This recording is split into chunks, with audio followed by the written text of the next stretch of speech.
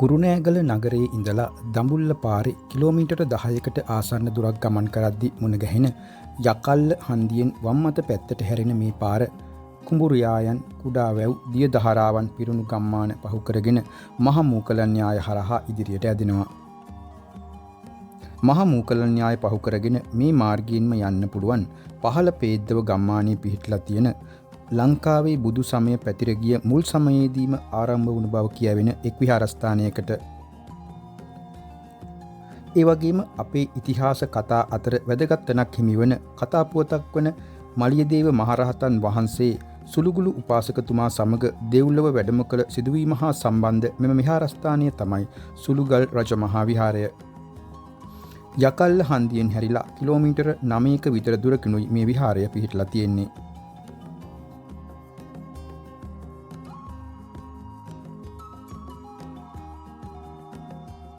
කුඹුරු යායකින් හා වැවකින් වටවුණු ගල් පර්වතයක් පාමුල ඉතාමත්ම සුන්දර පරිසරයක පිහිටලා තියෙන සුළුගල් රජමහා විහාරය හා සම්බන්ධ මලියදේව මහරහතන් වහන්සේ හා සුළුගුළු උපාසකතුමාගේ කතා පුවතත් විහාරය හා බැඳුණු අනිකුත් ඉතිහාස තොරතුරුත් පිළිබඳව අපට සඳහන් කළා වර්තමාන විහාරාධිකාරී පූජනීය ලස්මියාවේ ප්‍රේමානන්ද අපේ ස්වාමින් වහන්සේ.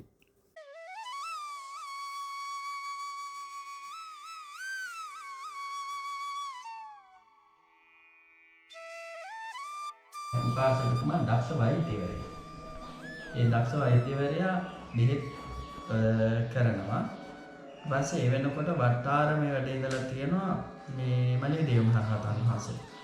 උන්වහන්සේට බඩේ කැක්කුමක් හැදිලා තියෙනවා. ඊට පස්සේ බඩේ කැක්කුමට බෙහෙත් ගන්න මේ කොහෙද වෙදතුරෙක් ඉන්නේ කියලා බලපුවහම මෙහි ඉඳලා තියෙනවා. ඊට පස්සේ තමයි උන්වහන්සේ හොයාගෙන ඒ කියන්නේ උන්වහන්සේ සුළුගුළු උපාසකතුමා හොයාගෙන මෙහෙට වැඩම කරලා තියෙනවා. ඊට පස්සේ මේකේ තිබිලා තියෙනවා පැරණි කාලය තුල ඔය සද්ධර්මාලංකාරය කියන විදිහට ලොකු දාන ශාලාවක් තිබිලා තියෙනවා. ඒ ලොකු දාන ශාලාවේ හාමුදුරන්ට ආසන පනවලා ඊට පස්සේ ආපු කාරණාව සුළුගුළු උපාසකතුමා දැනගෙන බෙහෙත් පොට්ටියක් හිපේ තියෙන ගමන් අහලා තියෙනවා කැමති නැද්ද දිව්‍ය ලෝකයට යන්න කියලා මලියදේව මහරහතන් වහන්සේ සුළුගුළු උපාසකතුමාගෙන්. ඊට පස්සේ කැමතියි කියලා තියෙනවා. ඊට පස්සේ ආයෙත් දෙන්නකො ඔය සල්පට කියලා සල්පටින් අල්ලගෙන ඒතු කරගෙන ගියයි කියනවා. ඒ ගිහිල්ලා සිළුමිලි සෑය වන්දනා කරා කියලා කියනවා. එතනදී සක්‍ර දෙවිඳු මොන ගිහුණා කියලා කියනවා. ඒ සක්‍ර දෙවිඳු දිව්‍ය සළු වගේක් දීලා තියෙනවා. ඒ දිව්‍ය සළු වලින් එකක් ඔය වට්ටාරම අරන් කැලේ තනිත් ඒවා කොහෙද කියන එක නෑ තුනක් කියලා තමයි එතනදී සඳහන් වෙන්නේ. ඔය විදිහට එද්දි බෙහෙත් මුට්ටිය දාලා කියන්නේ සිළුමිලි සෑය වන්දනා කරලා එතනදී ලස්සන කතාවක් තියෙනවා. ඔය අස්සේකු සුදු අස්සේකු පිට මෙයා සර්ව ආභරණ වලින් සැරසිලා ගිහිල්ලා එද්දි තමයි අහලා තියෙන්නේ කවුද අර ලස්සන උපාසක මහත්තයෙක් ඇවිදිලා ඉන්නේ කියලා. ඊට පස්සේ කියලා තියෙනවා මේ තමයි සුළුගුළු උපාසක කියලා. එහෙම කතා සාකච්ඡාවක යෙදিলা ආපහු මෙහාට එද්දි බෙහෙත් මුට්ටිය දාලා ඊට පස්සේ බේත් දෑව කියලා නම හැදිලා තියෙනවා. බේත් දෑව පසු කාලීනව බේද්දව කියන නාමයෙන් හැදිලා තියෙනවා. ඊට පස්සේ මේ මිහිඳු මහරහතන් වහන්සේගේ කාලේ තමයි පන්සල නිර්මාණය වෙලා තියෙන්නේ. ඒ නිර්මාණය වෙච්ච කාලය තුල දෙතිස්පල බෝධීන් වහන්සේගේ බෝධීන් වහන්සේ නම උඩබෝධීන් වහන්සේට උඩබෝධීන් වහන්සේ කියන්නේ මෙතන පල්ලහැ කියලා කියනවා. ඒක හරියටම කතාව නෑ දැන් පුරාවිද්‍යාවෙන් සහ ශ්‍රීමා බෝධීන් වහන්සේට වෙදකම් කරන කෙනා ඇවිදilla බැලුවා පල්ලහැ බෝධිය. දිරම්පත්ලා තියෙන්නේ. ඒ බෝධිය මේ කැණීම් කරා කියන්නේ මුලක් වා ගන්න. ඒ කියන්නේ බෝධිය මැරිලා ගොඩක් කල් නමුත් කඳ මුකුත් වෙන්නේ නැහැ. දැන තුනත් කඳ අමු. ඊට පස්සේ මේක කොහෙන් හරි ජීවත් වෙන්න කරන මුලක් ඇති කියලා හොයාගෙන ගියා. කුමාරි අඩි 6-7ක් විතර වගේ හැරුවා. මෙයාලට හොයාගන්න බැරි වුණා. ඊට පස්සේ එහෙම බහලා බෝධීන් වහන්සේට බෙහෙත් වගේක් විදලා තිබ්බා. සති දෙකක් විතර වගේ අර නිකන් සාමාන්‍යයෙන් ගිහිල්ලා අංකුරයක් ගන්න පුළුවන්ද බලන්න. එහෙමත් බැරි වුණා. ඔක තමයි ඉතිහාසයේ වගේම දක්ෂ විදුතුරු එදා ඉඳලා තියෙනවා. 18 පීනසීට වෙදකම් කරලා තියෙන මේ ස්ථානේ. හාමුදුරු මේ පරම්පරාවෙන් තමයි ඇවිදilla තියෙන්නේ. ඊට පස්සේ මං එද්දී ඒවා සියල්ල නැති වෙලා ගිහිල්ලා තිබ්බා. ඊට පස්සේ මම ඒකට හාමුදුරුවෝ වැඩ හිටියව නැද්ද ඔබ වහන්සේ ඒකට නැත්තම් නෑ මෙහි වැඩ හිටියා. වැඩ හිටපුවා නිකන් අර අතිරේක කට්ටියක් ආගෙන නිකන් අරමුණක් නෑ.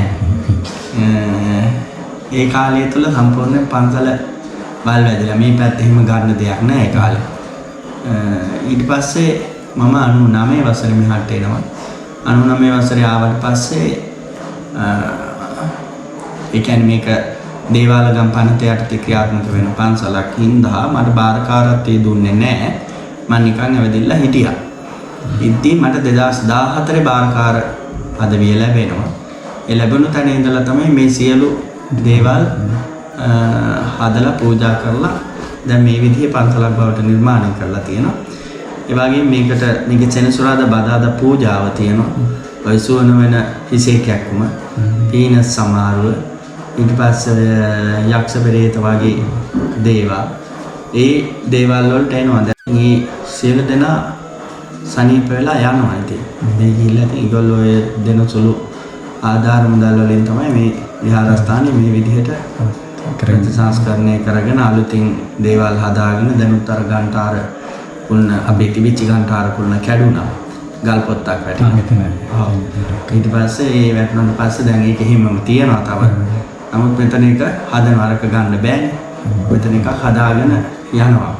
ඊට පස්සේ ආය කොහොමද 2026 18 වෙද්දී ගන්ටාර කොල්නයි අය තට්ටු දෙක ධාතු මන්දිරයක් නිර්මාණය කරනවා. ඉතින් මේ දේවල් කරලා ශාසනයට පූජා කිරීම තමයි අරමුණ තියෙන්නේ. ඉතින් ඉතිහාසයේ හැටියට ඔය හාල් මිටි එකතු කරන එහෙම නැත්නම් අපි කියනවා බෙහෙත් කලවම් කරපු කියලා. අර හැලියක් අතන තියෙනවා. පුදුගේ ඇතුලේ. ඔව්.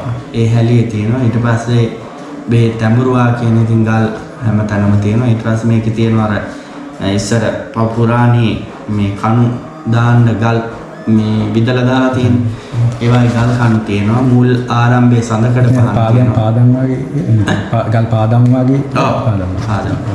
ඊට පස්සේ මුල් ආරම්භයේ සඳකඩ පහන තියෙනවා. අර විබල සිරිපතුල් සිරිපතුල් 3ක් තියෙනවා. ඉතින් මේ සියලු දේවල් තිබුණා. පසු කාලීනව ඔය එකල හිටපු හාමුදුරන් වහන්සේලා මේකෙ තිබිච්ච බුද්ධ ප්‍රතිමා වහන්සේලා, පුස්කොළ පොත් වහන්සේලා ඔය සියල්ල වෙන්දේසි කරා කියලා ඔය අපේ පැරණියෝ කියනවා. ඒ තරම් මේකේ බඩු මුට්ටු තිබිලා තියෙනවා. එතකොට මේකේ ඔය වැරදි වැඩ මුකුත් එකල කරන්න බෑ කියලා සඳහන් වෙනවා. ඒවා පැරණි කතා. ඊට පස්සේ මේ ඔතන මේ තියෙන්නේ වැව. මෙතන ඉඳලාම තියෙනවා. මේකේ කෙරවලින් වැව යන්නේ. එතකොට මේ වැව ආකාර 45ක් තියෙනවා. ඕකේ භික්ෂුන් වහන්සේලා 61 නමක් අරගෙන ගිහිල්ලා ගණී වල කියලා දැන් ඒක සඳහන් වෙන්නේ. ඔය වැවේ මෙහෙම කුරුම්බඩ දේවතාවෝ ගිහිල්ලා බලේ ඉබ්බුව කතාවකුත් ජනප්‍රවාදයේ සඳහන් වෙනවා. ඒක සත්‍යතාවය මම දන්නේ නෑ. ජනප්‍රවාදයේ තුන සඳහන් වෙනවා. හේතුව පිරිත් කියන්නේ කියලා පිරිත් වැරද්දුවා කියන ඒක තමයි පැරණෝ කියන්නේ. ඒවා ඉතින් අර මුඛ පරම්පරාගතව ආපු දේවල් ඉතින් චූටි සත්‍යයක් හරි තියෙන්නත් ඕන ඉතින් මොකද. ඊපස්සේ මේකට අරගෙන හිටපු කෙනා අරගෙන ගිහිල්ලා දැදුරුවයට තියලා ඇන ගහපු කතාවකුත් තියෙනවා. ඒ කියන්නේ කුරුම්බඩ දේවතාවෝ වැවට එහා වෙලට එහා පැත්තේ දැදුරුවය. එතකොට මේ ඒ ටික සඳහන් වෙනවා. ඒ කුරුම්බඩ උන්වහන්සේ ඊට පස්සේ අරගෙන ගිහිල්ලා වැවට තියලා මේ දැදුරුවයට තියලා ඇන ගහපු කතාව එයා නිදහස් වෙනවා කියලා කිව්වේ 2012. සමහර විට සත්‍යයක් වෙන්නත් පුළුවන්.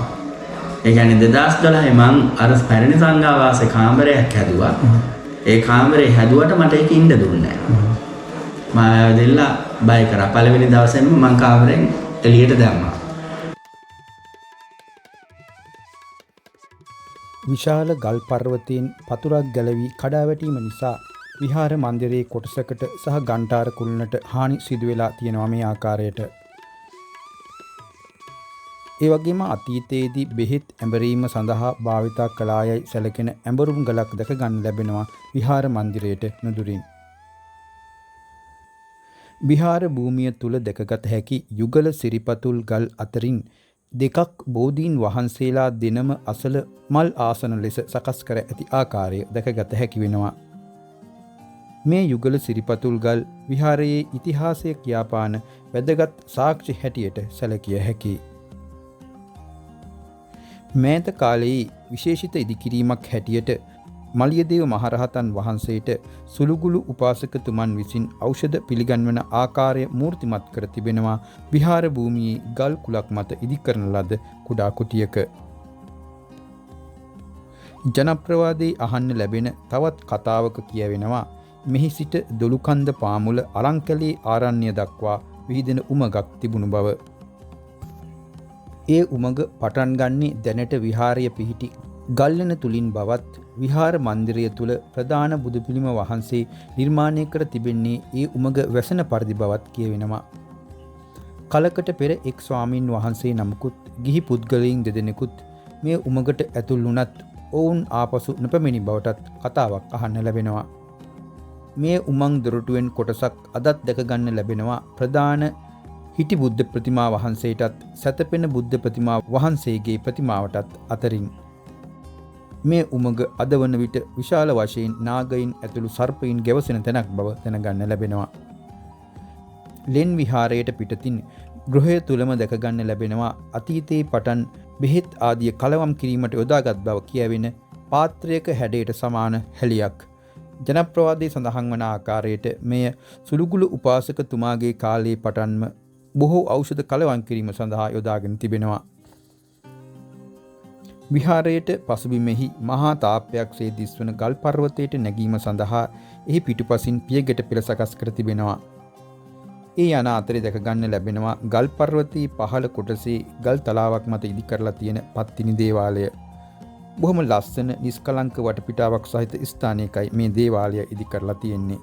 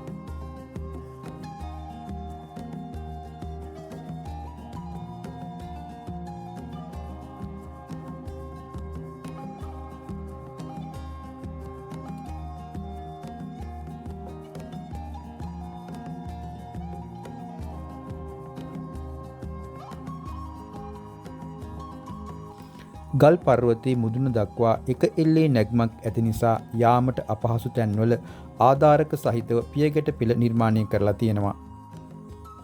ඒ නිසා බෑවුම ඔස්සේ පර්වත මුදුන දක්වා වැඩි අපහසුවකින් තොරව යා හැකියි. පහළ පත්තිනි දේවාලය පිහිටා ඇති ස්ථානයේ සිට වටා ඇති සුන්දර දර්ශනය දැකගත හැකි වුණත් එක් පැත්තකින් ආවරණය වෙනවා මේ ප්‍රධාන පර්වතයෙන්. ඒ වුණත් ප්‍රධාන පර්වතයේ මුදුනේ ඉඳලා අංශක 360ක කෝණයක භූමි ප්‍රදේශය ඉතාමත් හොඳින් දැකගත හැකි වෙනවා. අරහට වහිනවනේ. ලොකු ඇස්සක් යනවා.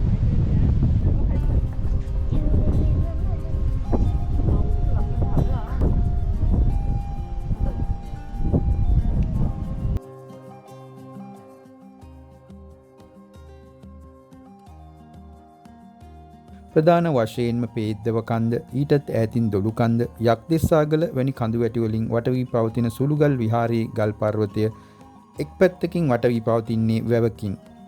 තැන තැන නෙළුම් මලින් ගැවසුණු මේ වැවේ බොහෝ තැන් ගොඩ වී ඇති ආකාරය දැක ගන්න පුළුවන්. ගහකොළ වලින් පිරුණු කඳු වැටි, දුරින් දුරට විහිදෙන කෙත්යායන්, ගම්මාන, ගැමි සුන්දරත්වය පිරුණු ප්‍රදේශයක් අවටින් දැක ගන්න ලැබෙන්නේ. ඓතිහාසික වශයෙන් වැදගත් සුළුගල් රජමහා විහාරය වැඳ පුදා ගැනීමට, දැක බලා ගැනීමට එන හැම කෙනෙකුම අවට සුන්දරත්වය දැක ගැනීමට යා යුතුම තැනක් තමයි මේ පර්වත මුදුන.